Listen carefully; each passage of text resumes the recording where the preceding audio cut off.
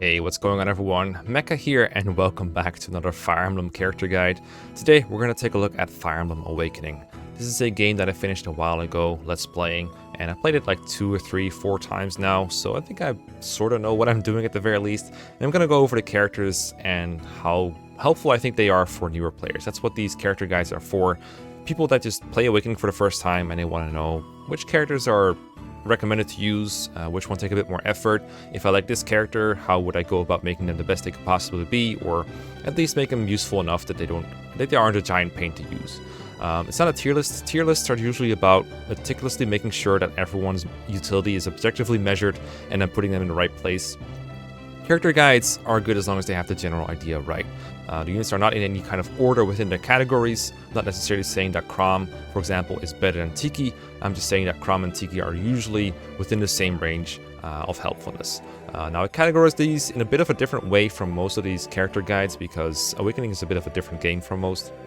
So what I did is I put 2 red tiers here, up here, the no-brainer and special kids.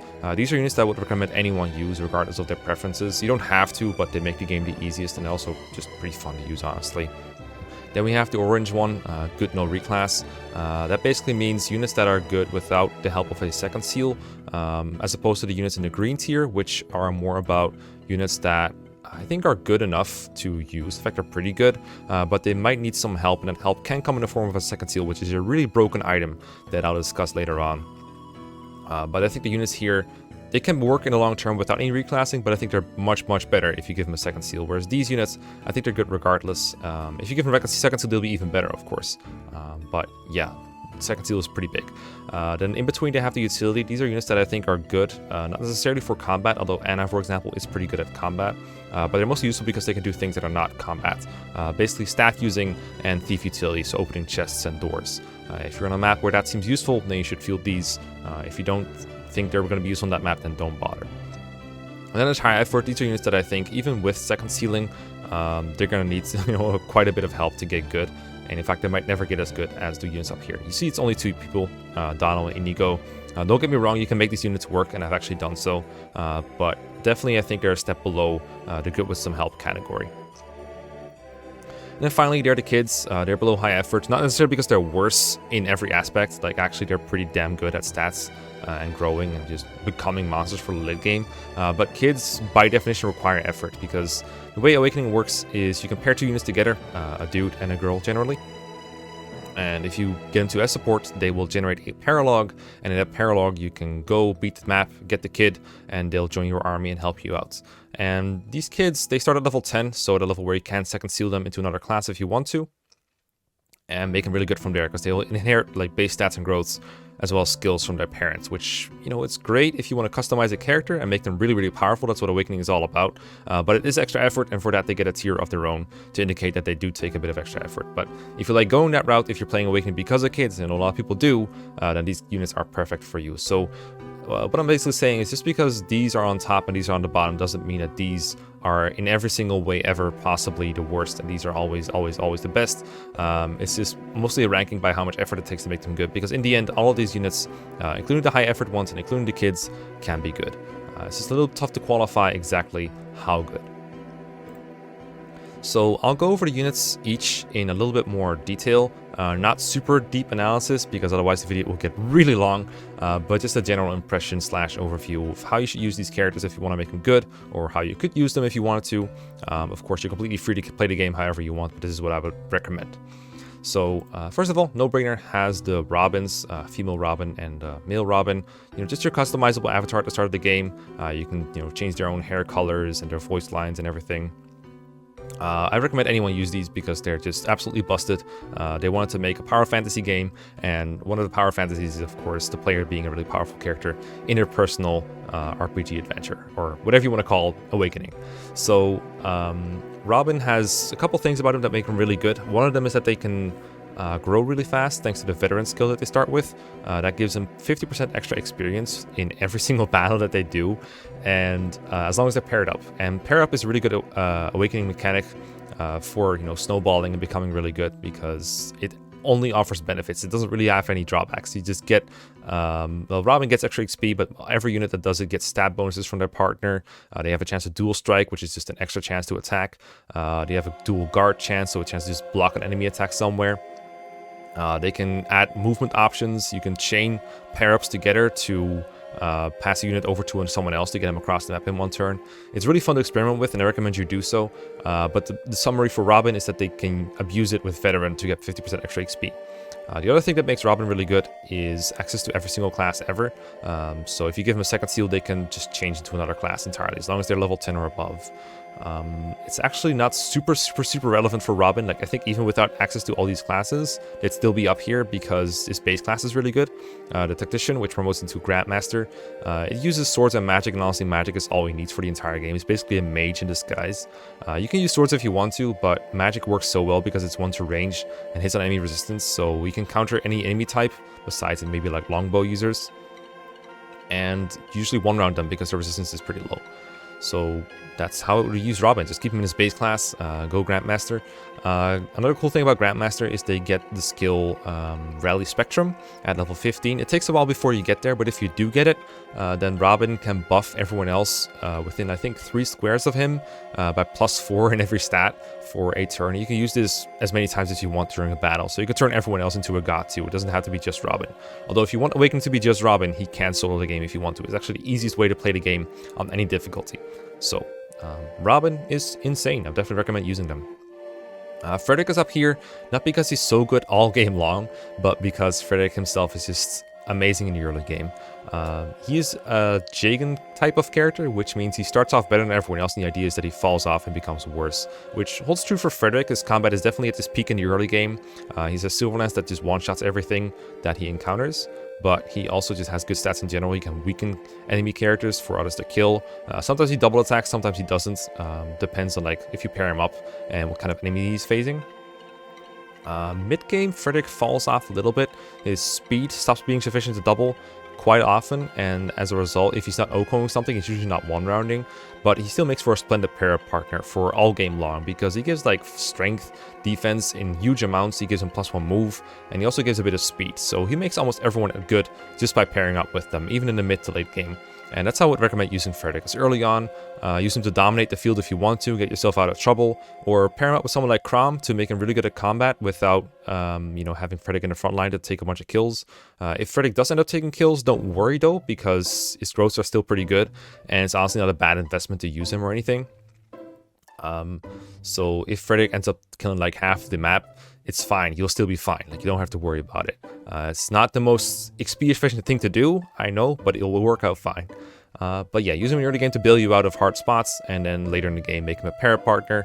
Maybe give him a forged effective weapon like the Beast Killer to make sure he can keep OKOing enemies if you want him to do that. And he'll stay useful for pretty much the entire game. But his peak is definitely in the early game, and just for that, I put him in here. Because, you know, you can use him for however long you want, and if you don't want to use him anymore, just bench him, and he'll still be useful. Next up, I have a category of units that I call Special Kids because, while in a way they fit with the no-brainers and that I would recommend them for anyone, they are children characters which usually require a bit of extra effort. Morgan is one of those. You get Morgan if you have an S support for Robin. So if you're a female Robin, you marry one of the dudes, and if you're male Robin, you marry one of the girls. That's just how the game works. And then you unlock a special paralog, you can go there and recruit Morgan. And Morgan will copy the class of whoever their non-Robin parent is.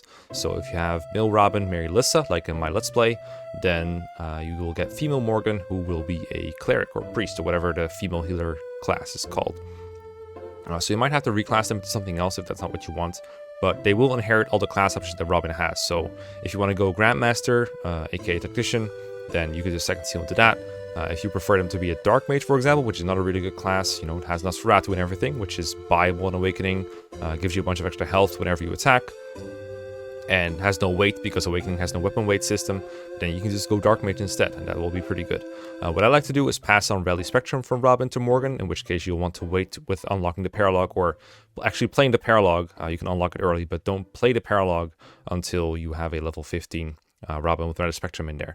Rally Spectrum, really good, gives him utility, but Morgan also inherits base stats and growths from the parents. They're basically weighed I think like 1/3 of their own bases and 1/3 of one parent, 1/3 of another.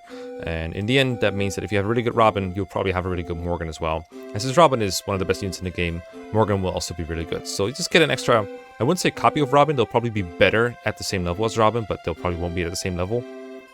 But basically Robin with a higher ceiling and a slightly worse start, but they'll get good really quickly because their growth will be amazing. So Morgan, really good if your Robin is really good, and probably your Robin is really good. Lucina is a special child character. She works like the other children, but unlike them, she doesn't join in a paralogue. Instead, she joins at a certain chapter, and Crown will be forced to marry one of your other units, depending on his support levels and everything. I'm not going to go into detail here. I'm also going to try to avoid spoilers, but you will get Lucina eventually, and she'll be the daughter of Crom without even having to play a paralogue. And she has a couple of things that make her special. One of them is the parallel Falchion that she has, which is effective against all kinds of dragons and wyverns, so that'll make her good against those type of foes. And then her stats will just be really good because children characters are generally pretty powerful.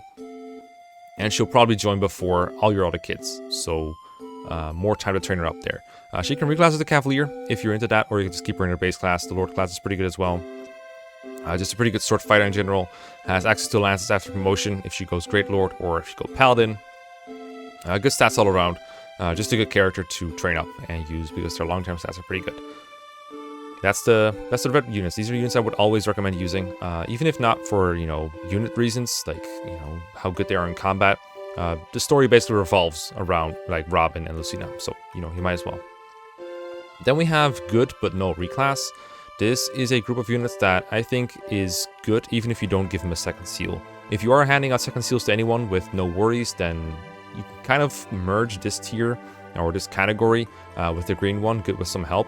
And honestly, I recommend second seals. They're fun, but they are really busted. So I wanted to make a distinction between units that work without second seals and units that work with them. The way a second seal works is once a unit hits level 10, they have the option to promote with a master seal, which works like every other game. You just become a promoted class, get some stat bonuses, and some extra weapon options, maybe some more movement, and you just function like a promoted unit, so your XP gain is reduced. Second seals, they put you in a different class of the same tier or below. So for example, Crom, once he hits a level 10, you can reclass him to Cavalier, and from there he'll be pretty good at that. But the great thing about second seal is, for one, it gives you more levels because you just go from level 10 to level 1, so you just get 9 extra levels. But you also start gaining more XP again because the formula assumes you kind of go back to level 1. It's not quite the same as going back to level 1 because it does remember your internal level, like whatever level you promoted at, so you don't get quite as much XP as you would as a proper level 1 unit, but you still gain much more than you usually do. So extra levels, access to more classes, and access to more level ups. And access to more XP gain per level. Really busted on Robin in general because, Veteran is really good. But it works for any of these units, really. Second sealing just works really well for any unit that wants to train and become really good late game. But these units don't really need that. They're good the way they are. Crom, because his base class is pretty good, and because I think for newer players it's convenient to train up Crom and have him keep up with the enemy level curve because he's force deployed, so you don't have to hide him from enemies if he's trained. Like you would if he's a base level for the entire game. That's why I'd recommend training Crom. He's just good at combat in general for most of the same reasons Lucina is. Just good stats, access to the Falchion. His is a lot weaker. It only has 5 might, I believe, so it's only as strong as like an iron sword or like a rapier, but it's still sufficient against like dragon foes, and he's got like access to other better weapons as well. Good pair bonus that he gives out, also a good candidate to just have Frederick pair into and just kind of kick ass that way. Just good functional sword lord, and I wouldn't call him like FE10 Ike or anything, but he works out well. He's pretty strong. Sumia and Cordelia are the game's representatives of the Pegasus Knight class, so kind of fragile flyers that have quite a bit of speed, not so much strength and defense, but decent enough to function, like good enough HP, usually higher than like an average res. I don't think you should reclass these very much because their base classes are just so useful already. Pegasus Knights are useful in this game for being able to ferry anyone all but anywhere, so you can have them pick up just about anyone with the pair-up mechanic and drop them off somewhere else, or just keep fighting together. 2 really good candidates to pair with Frederick for that reason, because he kind of fixes all their bad points, the ones I just mentioned, like strength and defense. Frederick just patches those up greatly, and also increases their mobility. They have 2 good promotion options. You can either go Falcon Knight or Dark Flyer. Falconite is funny in this game because it has access to staves, and only E-rank staves, but that's enough to use rescue, so you can fly over like a cliff or something and then rescue someone across, which is helpful, and also gives them a bunch of XP, and rescue staves are buyable, so that can be interesting. Their magic is a little low though, so the range won't be very big, but it can cause some funny situations. The alternative is Dark Flyer, which is a very famous class, because it gives a skill in this game called Gale Force. Now you only get it at level 15 Falconite, so it takes a long time, or not Falconite, level 15 Dark Flyer, so it takes a long time to get, but if you do get it, it's very fun to use because it just gives you an extra turn if you kill an enemy unit. Only once per turn, but still, that's enough to move like 15 squares away if you want to, or kill multiple enemies that are annoying. It's usually used on Robin because Robin has veterans, so it's more easy and more viable for him to reach that threshold quickly, whereas when you reach it with Sumia or Cordelia and don't grind them, the game will probably be over. But it is one of the most iconic skills of Awakening, so I wanted to mention it at least once. And I think I got Gale Force on Sumia last playthrough I did, which was pretty funny. And it also lets her pass it down. Like if you're getting Gale Force, basically pass it down to the child as well. Sumia should pass it down to Cynthia.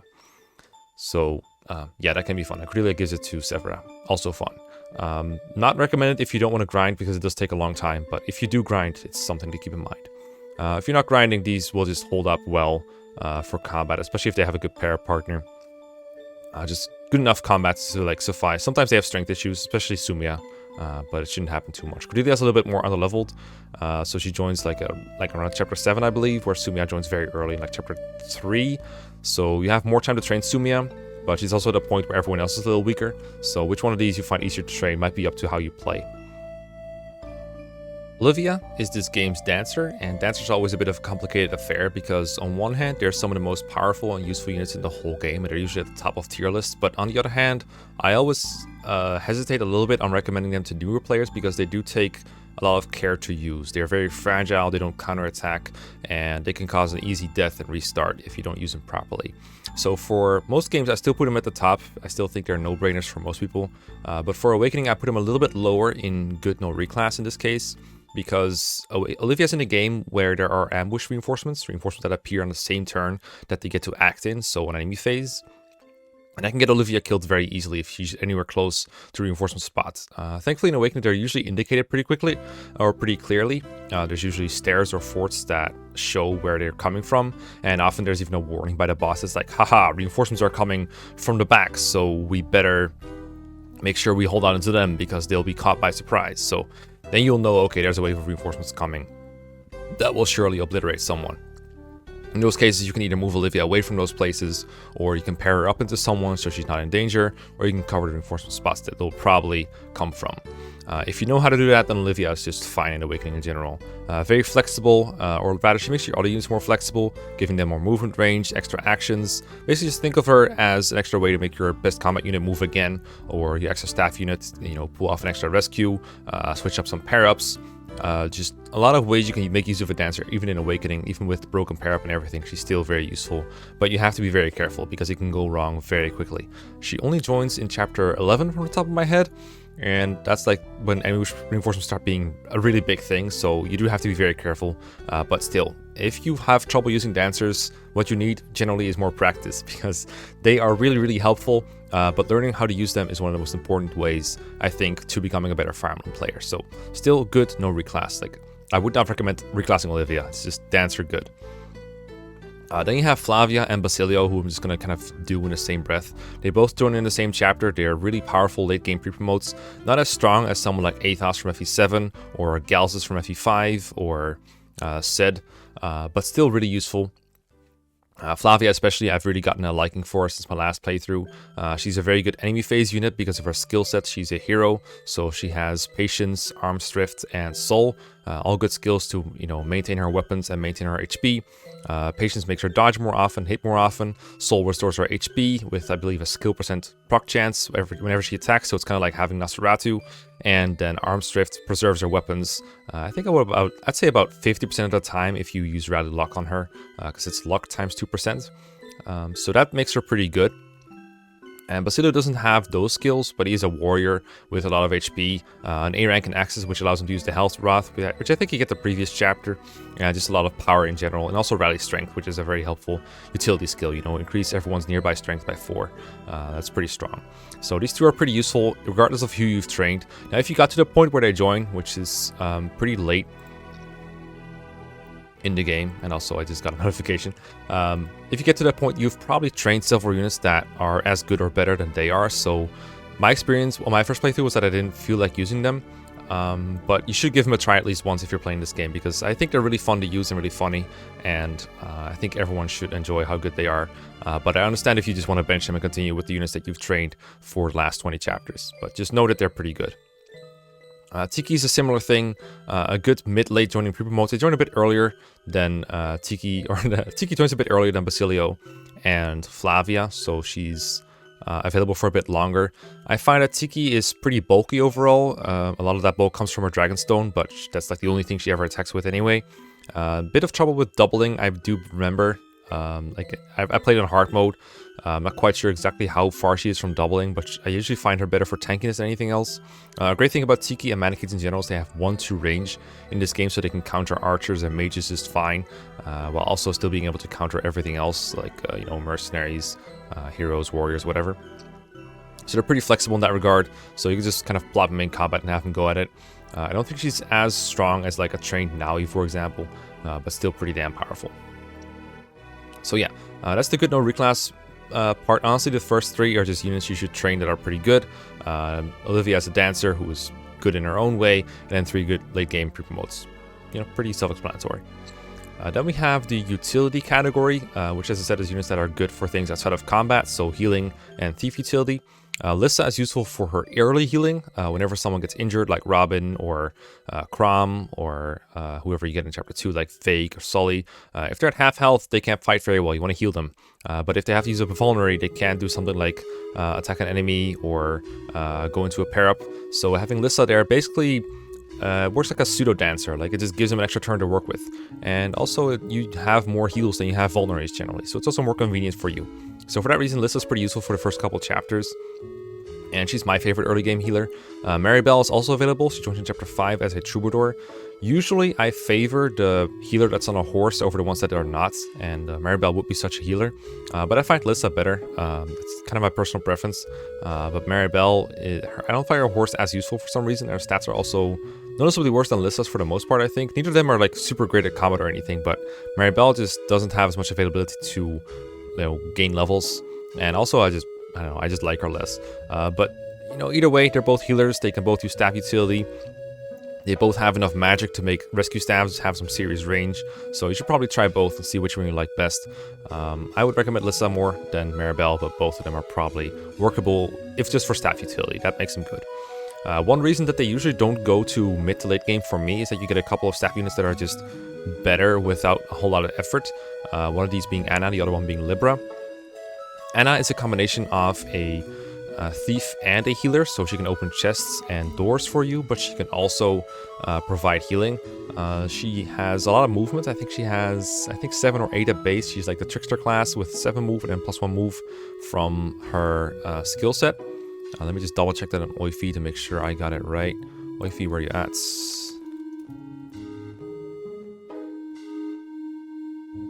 Okay, yeah, so she has 7 move. 6 move from her base class, and then +1 from the movement +1 skill that tricksters have. So pretty useful. D rank and staffs, you know, capable of using the rescue staff at E, and then she can use things like Mend, for example, to be better. So pretty like flexible utility overall. Should probably be brought to every castle map that has all those chests in it, or even those outdoor maps that have chests in them, just so you can open them.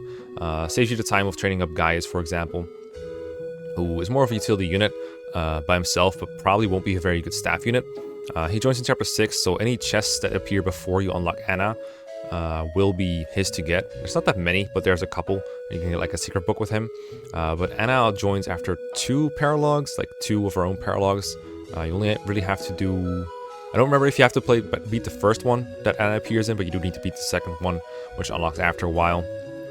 Until then, Gaius is your man for getting chests and opening doors, which he does just fine, but I don't think his combat is very good. If I had to put him in a tier for his combat, if I had to put him somewhere for his combat, it'd be this one rather than this one because his bases are not very good. Guys doesn't have a whole lot of strength and speed to go on, while Anna's base combat is actually pretty good.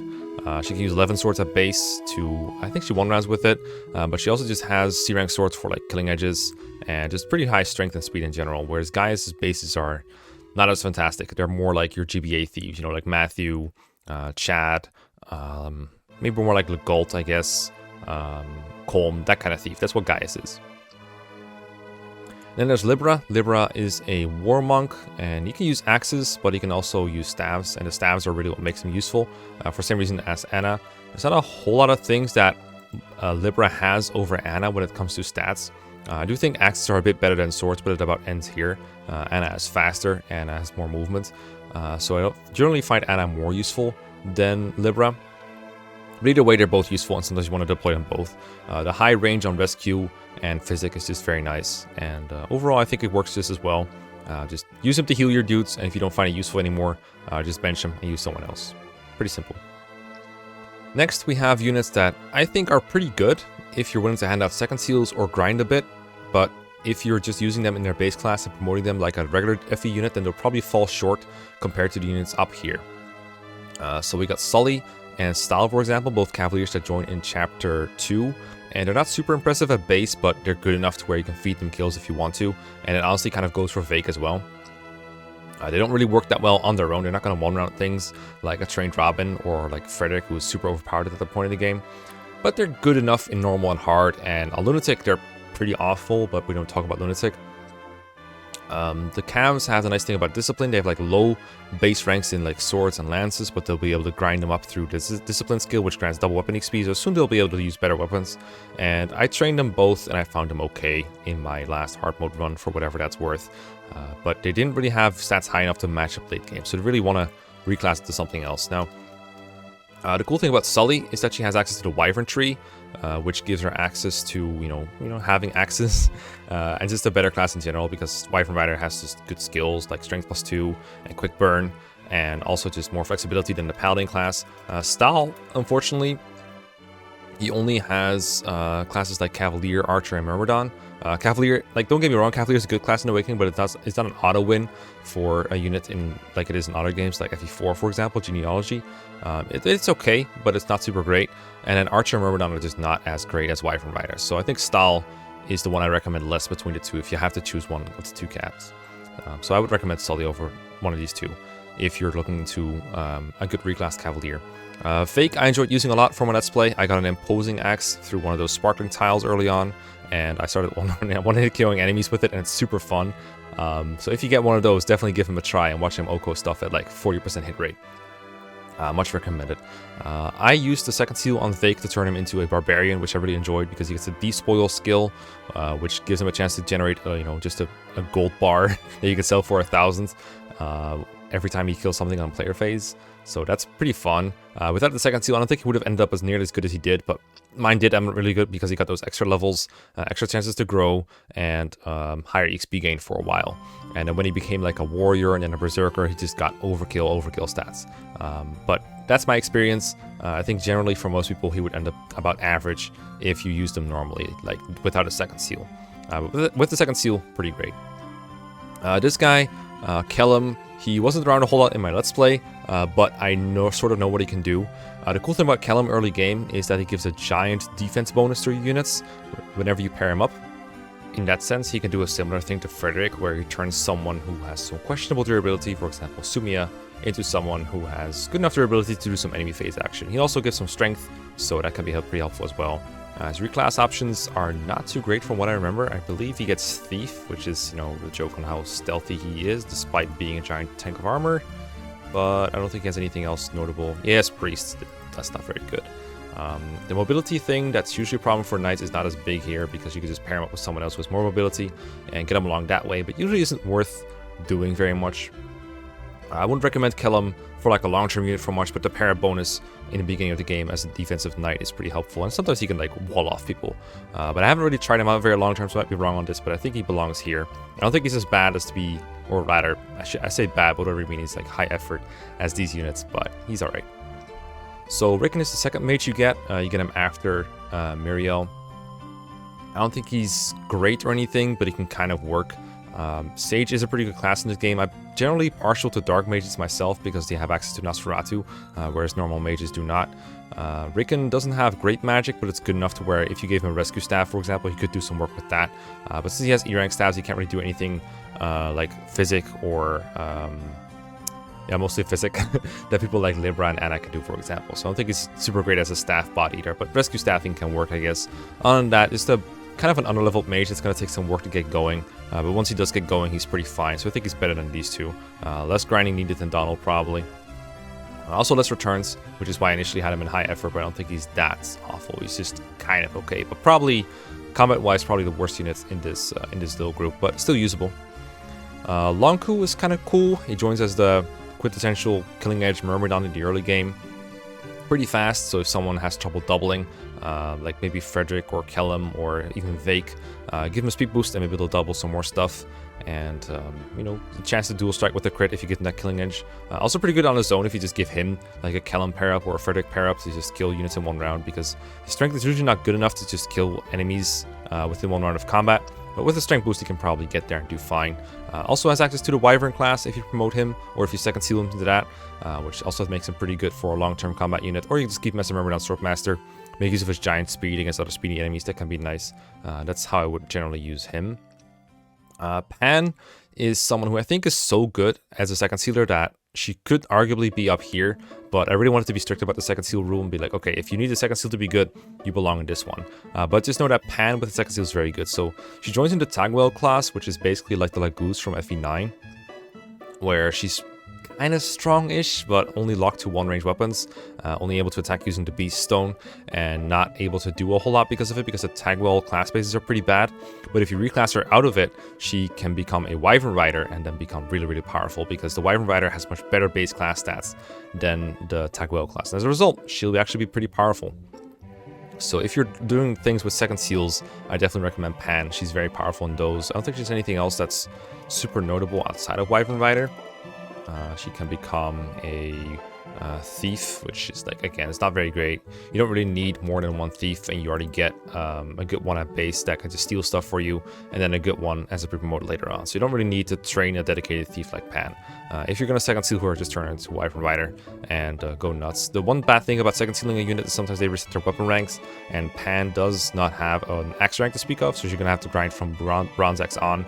But it doesn't take that long to get from Bronze to Iron, and if you want to make her better at that, you know, while she still has E rank axes, you can just force that Bronze X to be a bit more powerful, and she'll be able to get the job done.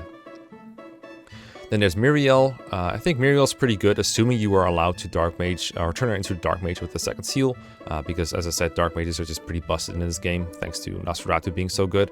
As a mage herself, I think she's just a kind of a better version of Rickon, because she joins earlier, so she can have some time to train up earlier. Mages, I mean, they're kind of squishy, so they can't enemy phase a whole lot until they've grown either into a Dark Mage, or they've grown into someone that has enough Avoid, like maybe a support partner that gives them a bunch of Avoid, and that can kind of alleviate their durability. But overall, I generally find that Muriel's kind of squishy if she's not been reclassed into Dark Mage, and as a result, you have to be careful when using her. But at the same time, mages are just nice because they can just avoid counterattacks and keep themselves safe that way. Once range gives them a lot of positioning power to go wherever they want, to attack whatever enemy they want without taking a counterattack. So in that sense, they can be nice. But Muriel, I think if you want her to like actually obliterate enemies without worrying about her dying, you want to go Dark Mage. So that's why she's in good with some help department. Gregor joins around the middle of the game along with Naui.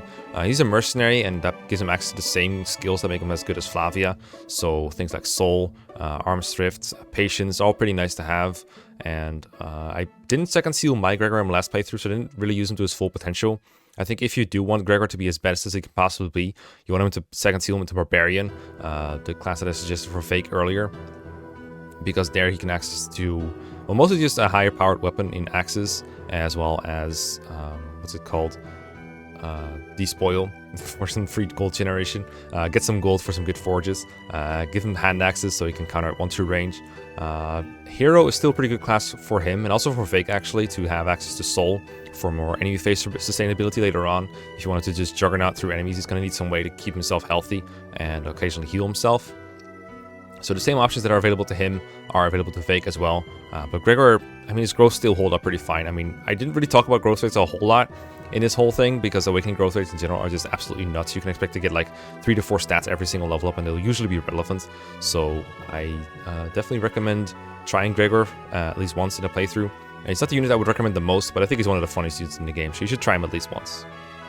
Then there's Naui, another Manakete. I kind of talked about Manaketes when I was talking about Tiki. Naui joins a lot earlier, so you're going to have to do some work on training her. I find that at base, she can be killed on enemy phase if you're not careful. She has really low base HP, like around 15 to 16, but then pretty high defenses to kind of counter that. So she can sometimes take a hit, and her growth rates, even by Awakening standards, are insanely good. So if you can get her to snowball, get more and more kills, get more and more stats, she can really get out of control and get very good. Again, Manaketes having once range is just such a huge blessing, and so is being able to buy Dragonstones, and later on Dragonstone Plus, which is just a stronger version of that. I had a lot of fun using Naui in my last playthrough. One of these things I just feel that if I just wanted to no-brain through a map, I just put her somewhere and just obliterate anything that comes at her. So in that sense, she's really powerful. But she does have a bit of a startup period where you have to like baby her a bit. She doesn't double a whole lot, so she needs some help getting going. But once she's at the speed where she doubles and she has enough HP and defense to just tank enemy attacks, it's just over for the enemies. They can't really do anything to her. She's really, really good at that point, but it takes some time to get there, which is why she's in good, but with some help. I do not recommend reclassing her to anything else. She can, in theory, reclass to something else, but I think the Manakete class, first of all, it's just like, it's Naui. Like, you can't just make her something else, right? That doesn't seem very cool. And also, I think she loses like the Manakete bonuses, which I think are just good to have in general. She can go Mage or Wyvern Rider, which are both viable options, I guess. If you're going to reclass her, I would recommend Wyvern Rider, but honestly, I like Manakete too much. I just reclass her back into Manakete once she hit level 20. Tharja and also Henry are units that start as Dark Mages, which, as I said before, is a really good class to be in. They're both kind of tanky. Henry's kind of slow, Tharja's a bit faster, more balanced. They join like around the middle of the game or a little bit past it, so not going to be in your initial squad, but pretty nice units overall just because of their class. It takes a little bit for them to get going both, but if you train them, they'll be magnificent. If you promote them to Dark Knight, then they won't be able to use Dark Magic anymore, which loses Nosferatu, but Dark Knight is a pretty good class to have. It just has like a fair bit of bulk, but I recommend Sorcerer for them both. They can easily get into Sorcerer and from there get Vengeance, which is a funny skill to have. It's really overkill on normal and hard, but if you're looking into Lunatic, it might be a class worth taking note of. Vengeance is a skill that can occasionally activate, and when it does, it will add damage based on the amount of HP you've lost from max HP. So let's say you took 10 damage, then Vengeance will add, I believe it adds 5 damage from there. I need to like double check this every time because I'm never sure. Yeah, half accrued damage is added to attacks, and the trigger percent is skill stat times 2. So if they have 10 skill, you have a 20% chance to activate it, and then if you have taken 10 damage, then you'll do 5 extra damage, which ensures that if you're at low HP for some reason because of an enemy hitting you, your Nosferatu can hit that much harder and make sure you tank. You're sustainable, basically. You tank the enemies pretty easily. It has Nosferatu's 1 to range, of course, so you counter anything that's not like a longbow or a Mire Tome, like a long-range tome. But that will keep you safe generally. I found that Tharja doesn't get doubled very much, unlike Henry. Henry is pretty bad speed. So if you want like one easy-to-use Nosferatu tank, I would recommend her for sure. And just kind of go from there. She's kind of carried by the Dark Mage class, but it is a good class to be in. She also has Heartseeker, which will enable her to hit less or miss less often because if an enemy is next to her, they'll have lower chances to dodge her attacks, which is pretty nice too. But just good units to race in general. Gonna take some time. Mine kind of fell off late game because I didn't second seal her, but if you do, I just honestly bring her back to her base class because this is just so good. You probably don't even need to second seal her because Nosferatu alone can get you through on normal and hard though. Then there's Shursh, who is a Wyvern Rider that joins you in the middle of the game. I used her in her base class only, not as a second seal kind of target, so I don't know what she can exactly turn into, but her base class alone is pretty good. She has a base Axe rank. Hold on, let me find her base ranks real quick. A C base in Axes allows her to use the hammer, for example, to one of your armor knights. If you promote her, she can become, pretty fine, I think. Her bases are fine, but I don't think they hold up for the entire game. So I've always been kind of puzzled what you should second seal her into if you're gonna do that. She does have access to Troubadour and Cleric, but honestly, neither of these are really worth it. Like, why would you want to become a staff user? She could become a War Monk, I guess, War Cleric to keep staff access, but honestly, just Wyvern Rider is her best class by far, for reasons I've specified before. A lot of the Wyvern riders I've recommended so far before had to reclass into it, so they have like they have like base E rank in those axes, whereas Church doesn't have to deal with that at all. So that's kind of nice. But I think the others like Pan and I guess the trained Sully would have better stats than her by the time she joins. So it's kind of a trade-off. But Church I think is overall is decent enough to use. You'll definitely get away with it in normal mode. Hard mode, I think late game she needs to hit some benchmarks that will probably be missed because her stats aren't that good. So you probably might want to, like if she has like level 20 Wyvern rider, it might be viable to just reclass her to 1 and then kind of grind her up from there, just to hit like late game benchmarks and become like really good there. But don't have a whole lot of experience with that. I just know that when I used Church and I didn't get any bad level ups or anything, she was not that great in the late game. So keep that in mind. And then we have Sairi, who is another late game joining pre-promote, but I don't think she's as great as she is at base compared to Flavia and Basilio and Tiki, so I put her in like a little bit of a lower spot. She could probably be fine, but by the time she joins, she doesn't really have anything great to do. I think her units will generally outclass her, whereas when it comes to Flavia and Basilio, I think they hold up a lot better. Tiki as well, so I put her in here. When she's a Sword Master at base, she'll probably double most of the enemies. I don't think she one-rounds anything besides maybe mages, but most of the enemies will be promoted by the time she joins, so she doesn't hold up as well. And another problem with joining late in this game, you don't have to build up any supports at that point, whereas by the time she joins, most units will have an A rank or an S rank support somewhere. That gives them a good backup partner for extra bonuses to dual guard, dual strike, and just battle bonuses in general. This is something that Sairi lacks that I think kind of hurts her. I don't think it hurts these units as much because they have better bases, but Sairi's bases just don't hold up as well, so I don't think she's as great. But she can be fun to use. I managed to make her kill a person that she knows in their final battle, I guess we can call it, which was a fun exercise in itself, but I would not recommend Sairi very much as a unit to train. Then we have the high effort departments, where we have Donald and Virion. Donald is the ultimate zero to hero character in this game, kind of like Est from FE1 and a lot of other games, and kind of like Nino from FE7, just that type of character. He starts off terrible and he becomes really good. That's his whole thing. He has insane growths, partially thanks to aptitude, giving him a big growth bonus in all his areas. Really high HP and luck in particular once he's been trained. The one thing about Donald is he does need a second seal to just get out of his villager class. He cannot actually promote with a master seal. You have to make him use the second seal on him and make him a fighter or a mercenary. Both of those are really good classes to have access to be fair. Mercenary gives him access to all the things that Flavia and Gregor have. Soul, Arms, Thrift, Patience. And Fighter is also just fine just to have access to axes and access to, I believe, Warrior and Berserker will both be options from him for there. So that's pretty good. Let me just double check that he has access to those classes before I say something that's not actually correct. He is Warrior and Hero actually, and then Hero and Bow Knight. So those are his classes. Okay, never mind. So he can't become a Berserker. That's fine though, Hero's pretty good. And Bow Knight, I did Bow Knight, but I actually don't like it very much, so I'd recommend Hero or Warrior. Those are pretty fine. Honestly, Donald's, if you train Donald, like if you grind him up in some extra battles, he will be fine no matter what because his stats are just that good. So just enjoy the ride if you like units like this, but it is more effort and most characters need to be good, so that's why he's in high effort. Virion's problem is he's an archer, and archers just don't hold up very well against these enemies because he can't counterattack on enemy phase unless you set up against other archers or maybe a mage through the wall, but it's a lot more effort than it is to raise the other units, basically. It's better to be able to fight almost everything on enemy phase than being able to fight almost nothing and have to be set up specifically to do that. And on top of that, Virion's stats also aren't too good, and I don't believe he has any redeeming factors in his class access. He does have access to Wyvern, I do believe, which is okay to have. Like, obviously it's one of the better classes in the game, as it is in most games, but his stats just don't hold up as well. I guess you should try him as a Wyvern if you really want to use him. But generally I think Virion is one of the harder units to raise in this game because of his annoying base class. If you can get him through though, you could probably be fine. Either have him stay a bow specialist and just enjoy the ride, or make him a Wyvern rider and just get carried by the class. One of those two things. Next we have the kid characters. There's a whole list of them actually, and it's really hard to give recommendations for them because A, I'm not the best matchmaker in the universe when it comes to Awakening, and B, at the same time they're very similar in that they're more reflections of what the player wants to do with them than characters of their own. They do have innate traits because of, they all have set mothers, but at the same time, you can kind of do whatever you want with them. They come at a level where you can reclass them instantly because they're all level 10. So give him a second seal, you can make him any class you want and make him really good.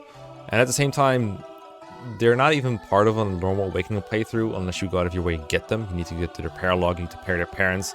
If you're not using Lissa actively, for example, you're probably not getting Owain, just to give an example. So it's hard to really give a one-size-fits-all advice for them.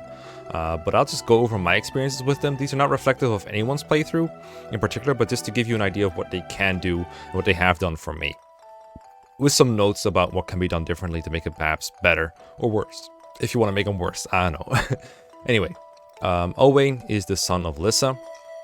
So if you get a support with Lissa, he'll come, get his paralog, and you'll recruit Owain. My Lissa was married to Robin, which made my Owain innately a lot better.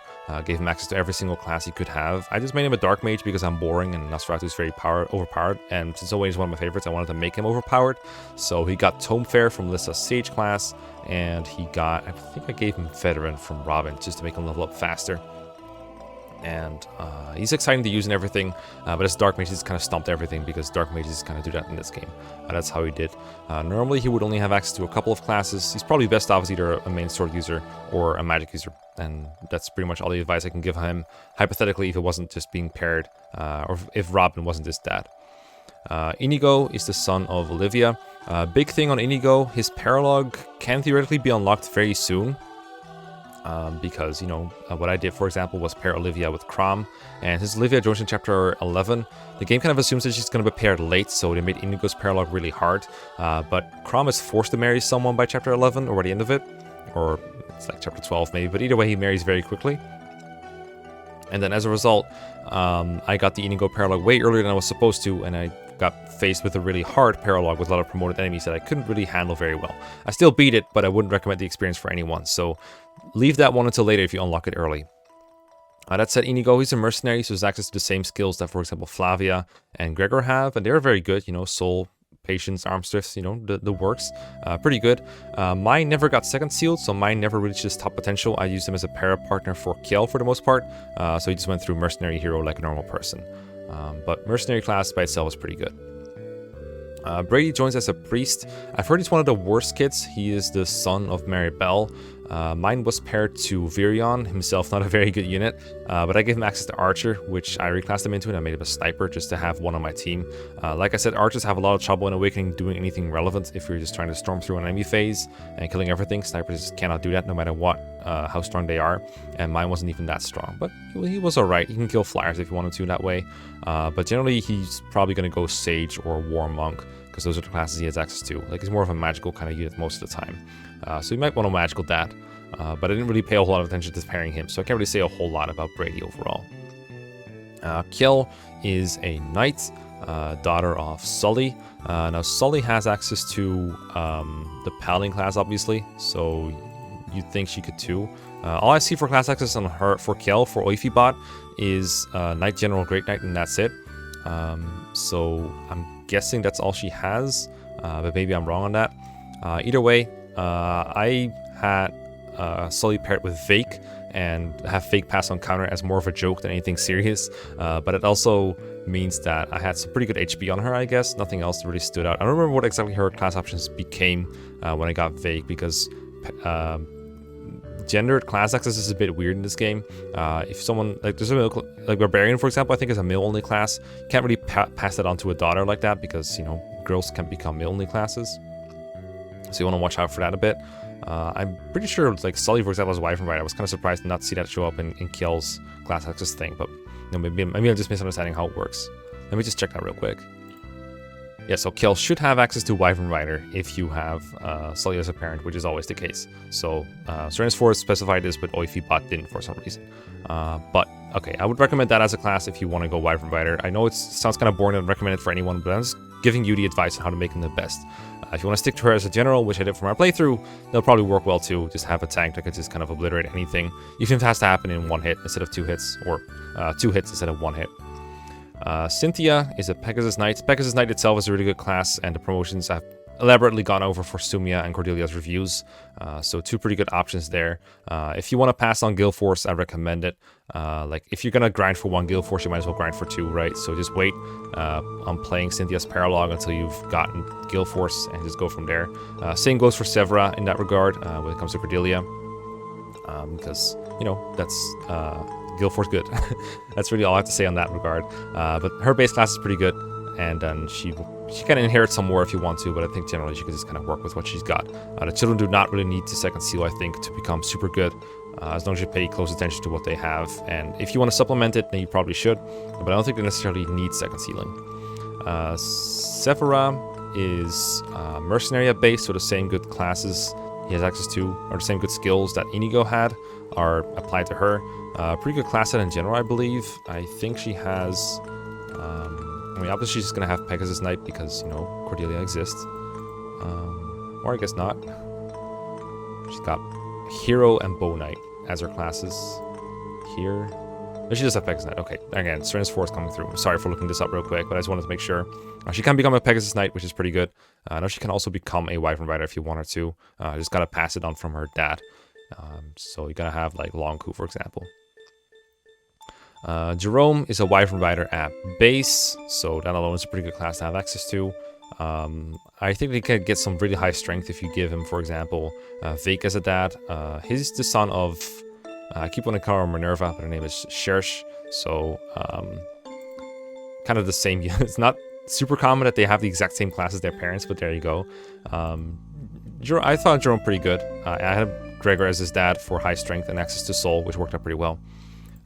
Yarn is attack well, just like his mom Pan. I made him our barbarian for myself, and second sealed him right away, gave him a bunch of levels, and he became really good. His dad for me was Donald, which explained why his growth were really good. I passed on aptitude. You don't actually need aptitude to get really good stats on kids because their inherent stats are already so good, but I really wanted overkill growth, and if you're into that, I definitely recommend this this pairing, Donald, Pan, aka Pots and Pans. That was really funny. I wouldn't recommend keeping him as a Tagwell ever. Definitely would second seal him because the Tagwell class, like I said, has really low bases. Lawrence, kid of Miriel, kind of a carbon copy, just kind of Miriel version 2.0.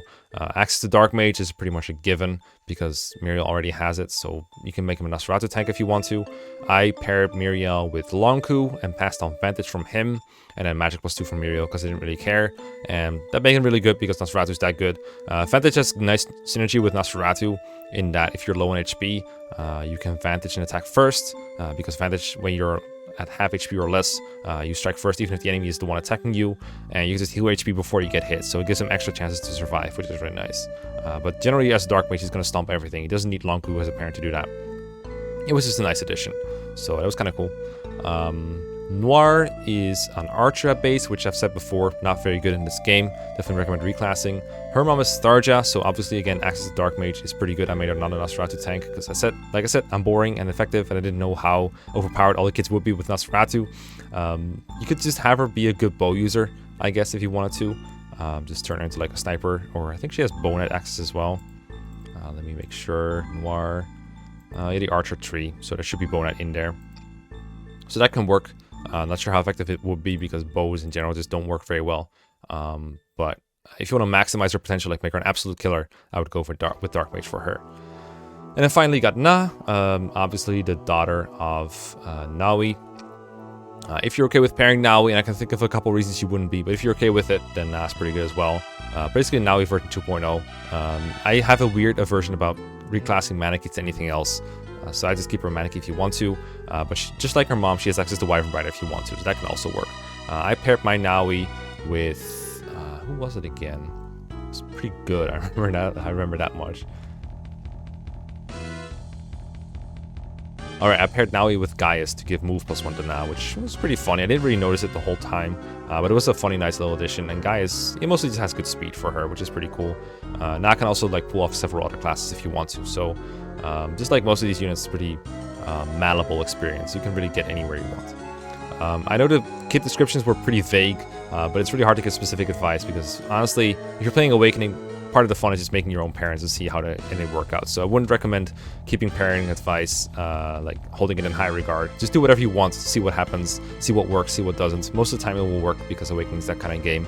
And honestly, that goes for the entire roster. You can use whoever you want in this game, just play matchmaker, do eugenics if you want to, or don't, and just play through without paralogs. Both of them are pretty fun.